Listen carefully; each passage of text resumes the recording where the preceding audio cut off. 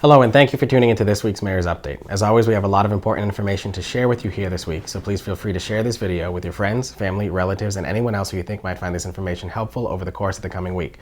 I want to start off by saying a very special thank you to our Health Department's Prevention Coordinator, Veronica Patty, for the great work that she did in putting on this week's very successful National Night Out that took place at its new location at Gardner High School and Gardner Middle School.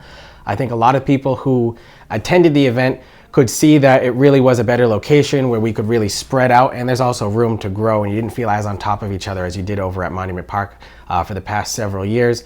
So thank you very much to Veronica for putting that on, for Lieutenant Maroney and everyone else from the Gardner Community Action Team for assisting her in those efforts, the different vendors who participated in that on the city side, the Gardner Police Department, Gardner Fire Department, and DPW for the Touch a Truck event. Those who participated in the charity dunk tank event, we were able to raise $277 for the Gardner Community Action Center, which at $1 a throw was a great success in that matter. I do want to say thank you to everyone who dunked me in the tank. I was the top grossing donkey, if you will, from that situation that we had there, $94. So thank you very much. It's all going to a good cause. And that's the thing in the end. And that's the point of events like that, is to show that the resources that are in our community are here not just for when you need them, but when we're just looking for some type of community support and to educate people as to what we have here in Gardner. We've often talked about how when you drive something on the way to work, drive by something on the way to work every day, sometimes it becomes so familiar that you just kind of plop it in the back of your memory and you forget that it's there, when in reality, when you need it, you should know it's there.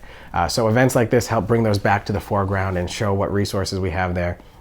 I also want to say a very special thank you to the Massachusetts State Police for having their helicopter fly over right when the event started, and the demonstration of the different maneuvers that the helicopter could do, its sirens, its lights, its techniques, and things like that. They weren't able to stop over at our event just because they flew from us down over to Leominster, but it was a very neat add-on that we had at this year's ceremony. So thank you very much to everyone who was involved in that. And congratulations to our school's athletic director and city recreation director, Dan Fort, on being named this year's community hero at that event by nominations from the public and vote by the board of directors of the Gardner Community Action Team. There are still some questions regarding dog licenses here in the city. If you received a dog license citation and you either no longer live in the city of Gardner, your dog is deceased, or you did register your dog and there was a clerical error in that, just simply call the city clerk's office and let us know. The reasoning how those dog licenses are all issued is we receive the rabies certificate from your vet. And that all gets compiled into the system over the course of the previous year. And then the list of vet-issued rabies certificates is then cross-referenced with those that pull a dog license. And then if there's someone missing on one end or the other, that's where those citations go out. But it's just a simple conversation. If there was a ticket issued in error in any of those cases, again, just call the city clerk's office and talk to either Faith, John, or T, and we'll be able to get that clarified for you and set so you don't have to have that happen again in the future. So if you have any questions on that, again, contact the city clerk's office. This past Monday, our new police canine, Rocky, was barked in to official duties with the Gardner Police Department. Rocky, our Belgian Malouise over at the Gardner Police Department, and named after our late Deputy Chief, Rock Barrio, has completed his 12-week training over at the Boston Police Canine Academy, and his handler, Officer Joshua Willis, and he have been doing really great work here. They've actually solved a couple of crimes here. We had a situation of a breaking and entering where Rocky responded to the scene and actually on site immediately tracked down the perpetrators and was able to recover all of these stolen items within a 2-hour period of when that 911 call came in. So we've already seen that Rocky's going to be a great asset to us here in Gardner, and we're looking forward to seeing what he can do moving forward. I want to thank the about 13 to 15 members of the Gardner Police Department and Dispatch Department who came for Rocky's swearing in, as well as the family of the late Deputy Chief Rock Barrio, who joined for that too, to celebrate Rocky joining our department. I also feel like we should give a special thank you to the Westminster Police Department. They've converted their police canine program from a full-on tracking canine system like we have here with Rocky to a comfort dog situation where they can have the dogs in the schools and help with anyone in a stressful situation there. So they've moved to a more lab, gentle-based system.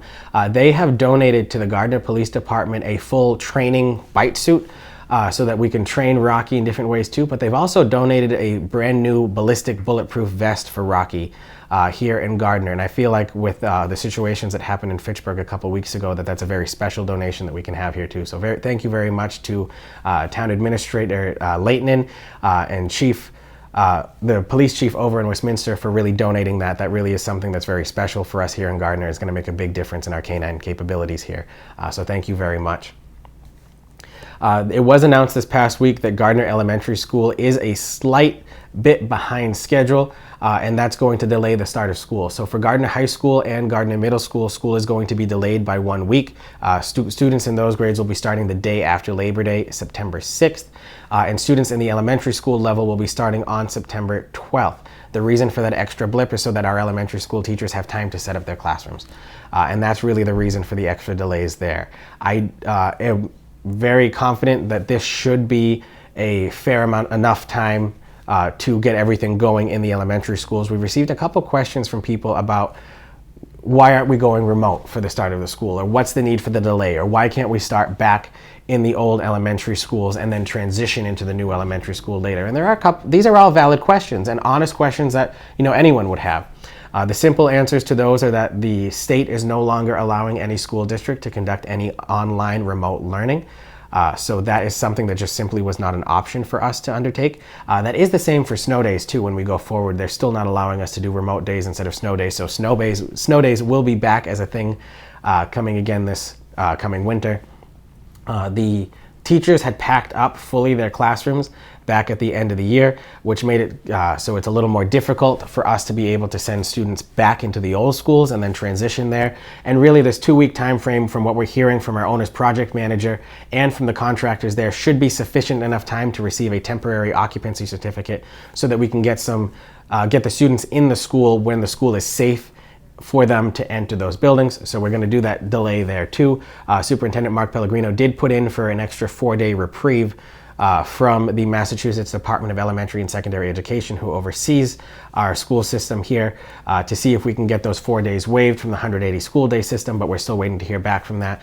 And if we hear back from that, we will be sure to let you know. While we're on that topic, please do remember that per the city's charter and just how things have operated in several years, the school committee does not meet in July and August. So they take that off for their summer break there, similar to how the city council only meets once in July and once in August as well, rather than the 2-month rotation. So the next time the school committee is meeting is in September. So if you have any questions on that, please contact the superintendent's office over at 70 Waterford Street.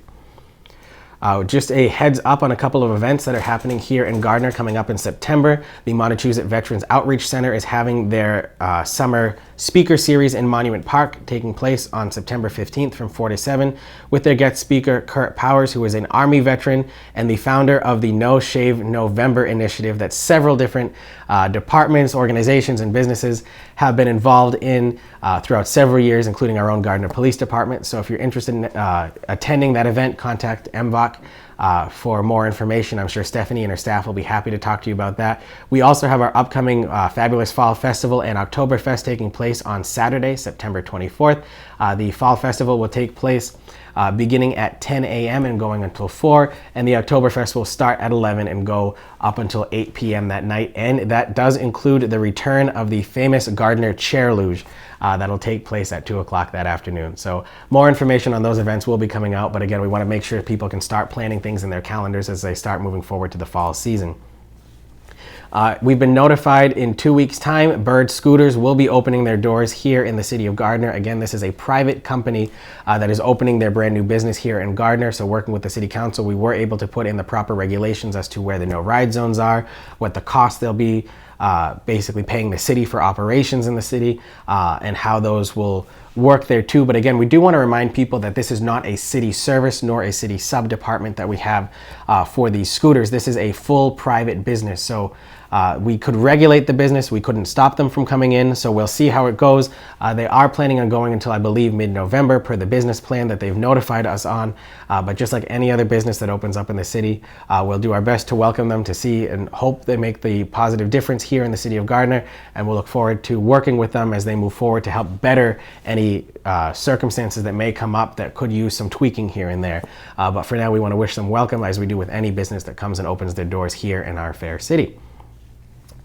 We've been notified of several issues of skateboarders over in the Pleasant Plaza outdoor seating area on Pleasant Street. The DPW has installed no skateboard signs. As a reminder, skateboards and roller skates are actually not allowed in the downtown area. Bicycles are if you're traveling through, but we do have a city ordinance already in place to regulate all of those there too, so the signage is really just enforcing the ordinances that have been in place since 2001 regarding the greater downtown area. And then just as a final reminder from our city clerk's office that early voting applications have already been mailed out, and in fact some ballots have already been sent out for the September 6th primary that we have in Massachusetts. A couple questions have been coming in still about the different applications that have been mailed out. The way the new Votes Act that was recently signed into law by Governor Baker was put forward is that cities have to send out mail-in voting applications to all registered voters, but so does the Secretary of State's office at the Commonwealth level. So if you received a mailing that looks like this is the mail-in voting application that comes from the Secretary of the Commonwealth's office. And if you received one that's a full-size paper like this is what's coming from the city clerk's application. These two applications are identical to each other. The information is the same, and they're both going to our city clerk's office. So if you filled one out, you only need to fill one out. You do not need to double the information that's been receiving. But even if you filled both out and sent them back in, you will only receive one ballot, because again, all of that processing gets done through our own city clerk's office, and they will be able to tabulate all of that on our end there too. However, this concludes this week's Mayor's Update. As always, if you have any questions on anything that was talked about, please feel free to contact my office at any time, and any of our staff members here at City Hall will be happy to answer those questions for you.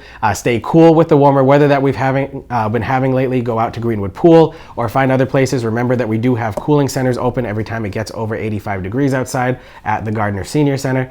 And I hope you enjoy the upcoming week, and I look forward to speaking with you again next week. Thank you very much, and have a great day.